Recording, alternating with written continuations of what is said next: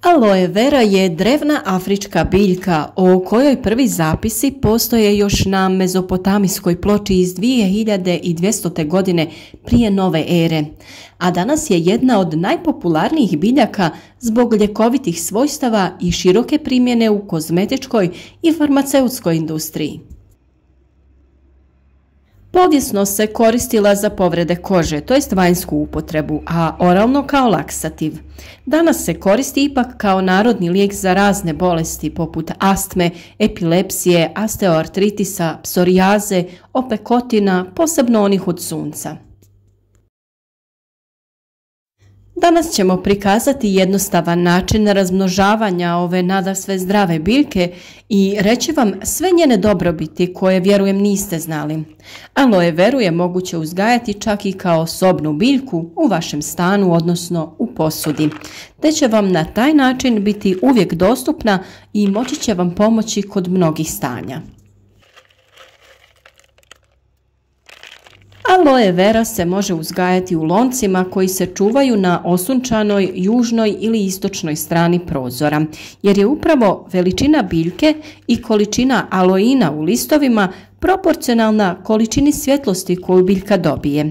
Starijim biljkama više godi sunce, dok mladim biljkama više odgovara sjena. Nakon zime biljku treba iznijeti iz zatvorenog prostora van, ali se ne smije odmah izložiti direktnom suncu jer će listovi požutjeti, pa je prvo treba staviti u polusjenu, a tokom cijelog ljeta možete je držati na otvorenom prostoru. U videu vidite postupak presađivanja ove biljke. Aloe vera ima plitak korijen od 20 do 30 cm, pa je treba posaditi u širu i pliću posudu. Najbolje je na dnu posude za uzgoj aloe staviti sloj kamenja, a zatim sloj pijeska i tek onda dodati zemlju izmješanu sa humusom. Posude moraju biti barem 1/4 ispunjene sa tim drenažnim materijalom, a može i više, jer je takav sistem sadnje najbliži njenom prirodnom okruženju. Idealna temperatura za uzgoj aloe vere u sobnom uzgoju je danju od 20 do 24 stepena, a noću oko 10 do 14 stepeni.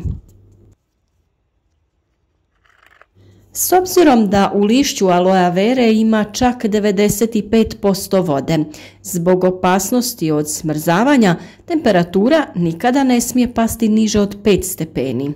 Ako je pak zimi unosite u zatvoreni prostor, neka to ne bude dnevni boravak, već neko predsoblje ili neki hladniji prostor gdje će udobno prezimiti. Aloe vera ne podnosi puno vlage, stoga je ne treba zalijevati češće od jedanput sedmično. Tokom zimskih mjeseci, kada su svi metabolički procesi ove biljke usporeni, treba se zalijevati samo jednom mjesečno. Važno je da lonac ili teglica na dnu ima rupice kroz koje može otjecati višak vode kako korijen ne bi istrunuo.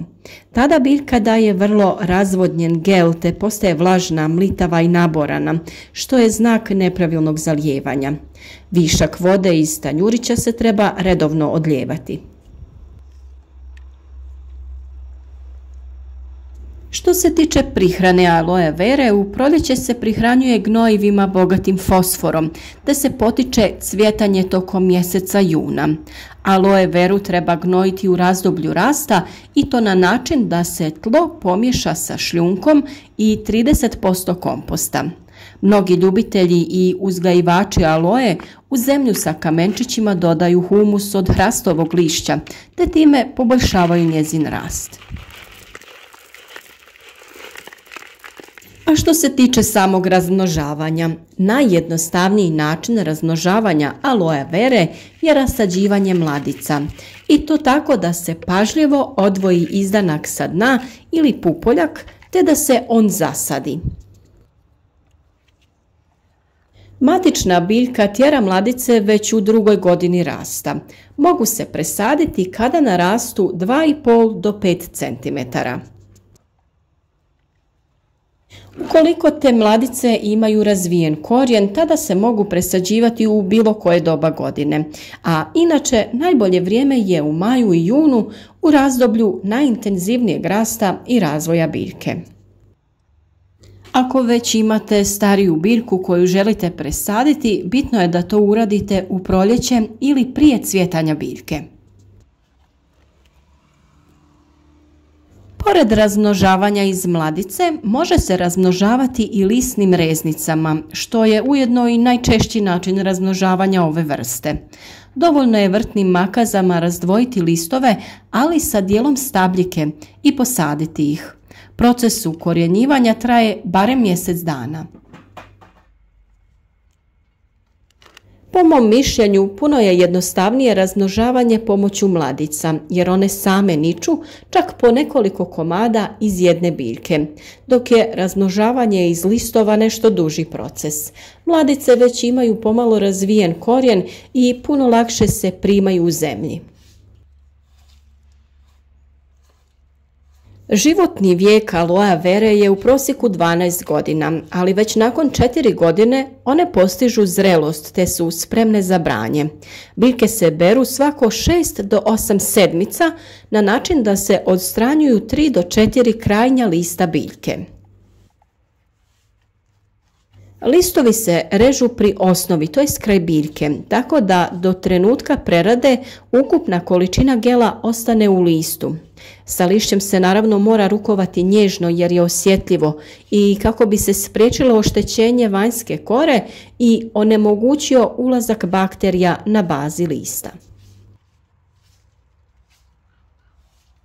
Ova biljka je vrlo dekorativna, tako da će se lijepo uklopiti u bilo kojem interijeru, balkonu ili terasi. Sve ove oštećene listove trebate ukloniti kako bi spriječili trulež i razvoj bolesti na biljci. Ali nisu bez razloga ovu biljku tokom stoljeća nazivali čudesnom biljkom, rajskim blagoslovom, eliksirom života i biljkom života. Kroz povijest su mnoge poznate osobe i liječnici koristili upravo aloe veru. Upravo ovo lišće sadrži gorkastu žutu tekućinu, aloe vera gel, koji posjeduje čudesna svojstva. Prije ljekovita svojstva aloe vere su smatrali tajnom. Danas znanstvena istraživanja razotkrivaju bogati hemijski sastav ove biljke, koji objašnjava njezina izvanredna svojstva. Sok aloe vere sadrži oko 240 hranjivih i ljekovitih sastojaka. Vitamine A, B1, B2, B3, B6 i B9, B12, C, E, folnu kiselinu, minerale poput kalcija, kalija, magnezija, željeza, aminokiseline, enzime i saponine. Svi znamo da aloe vera čudesno djeluje na kožu, pomaže kod opeklina, uboda insekata, alergijskog osipa, akni, ranica i ekcema te sličnih oboljenja. Ova izuzetna biljka sprječava rast bakterija i gljivica, ubrzava regeneraciju stanica. Upravo zbog toga aloe vera tako uspješno sprječava kožne probleme i ubrzava proces zacjeljivanja rana. Ali možda do sada niste znali da se aloe vera može koristiti i unutar organizma. Ova biljka ima široki spektar djelovanja, zbog toga se primjenjuje za liječenje i prevenciju mnogih bolesti. Pomaže kod kolitisa, dijareje, konstipacije i sindroma iritabilnog kolona. Regulira probavu i kiselost želuca. Pomaže kod žgaravice i bolova u trbuhu. Čisti krv, uklanja štetne i otrovne tvari iz organizma. Regulira čak i razinu šećera u krvi. Ubrzava rad metabolizma i pomaže kod mršavljenja. Poboljšava cirkulaciju, ubrzava proces zacjeljivanja tkiva, regulira krvni tlak i sprječava bolesti krvnih žila, jača imunitet, sprječava rast tumorskih stanica, smanjuje upale i otekline, ublažava simptome astme i alergije. Pomaže i kod očnih bolesti, poput mrene, trahoma, glaukoma, upale rožnice i sl. Uništava viruse, bakterije, gljivice i parazite. Pomaže i kod odvikavanja od pušenja, alkohola i droga. A za kraj evo jednog korisnog recepta koji je namijenjen za vanjsku upotrebu, odnosno za one koji imaju problematičnu kožu sa aknama i ožiljcima. S obzirom da su med i aloe vera prirodni sastojci, ova kombinacija je izvrsna za pravljanje prirodnog preparata koji čisti kožu. Naime, radi se o maski za lice od meda i aloe vere. Potrebne su vam 3 kašike gela izvađenog iz unutrašnjosti lista aloe vere te 1 kašika meda. Zdrobite biljni gel i dobro pomiješajte sa medom te nanesite na lice.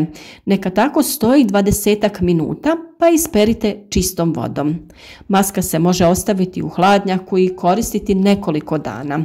Posebno je korisna za problematičnu kožu sa aknama i ožiljcima jer ju zateže, hidratizira i omekšava. Aloe vera je zaista čudesna biljka, a njezine dobrobiti za zdravlje su mnogobrojne. Ukoliko ste u prilici, nabavite sebi ovu biljku barem za dekorativne svrhe u vašem domu, a ukoliko vam zatreba, uvijek možete da iskoristite njene dobrobiti na vašem tijelu.